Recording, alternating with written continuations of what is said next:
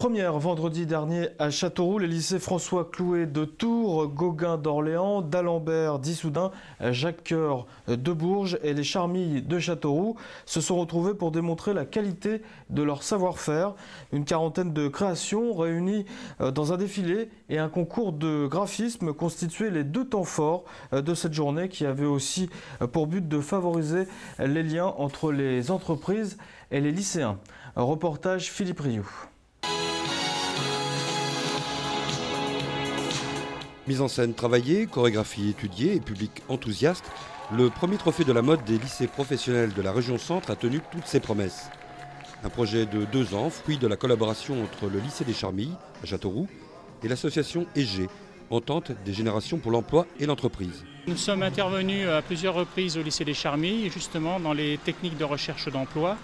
Et nous avons remarqué que les jeunes qui arrivaient en fin de formation se trouvaient totalement démunis face à une conjoncture très difficile, une filière qui a été endommagée depuis plusieurs années. Et nous avons décidé en commun accord avec le lycée d'essayer de trouver une solution pour promouvoir les métiers de la mode. La solution, c'était donc de présenter le travail des élèves avec un concours de graphisme et un défilé particulièrement apprécié. C'est une véritable réussite, une réussite parce que ça montre, si vous voulez, l'engagement des uns et des autres et puis le sens qu'on peut donner au quotidien, toutes les formations dans notre lycée des métiers. Stressé, très stressé. C'est beaucoup de boulot ce que vous avez sur le dos? Un peu, ouais. Des bonnes heures.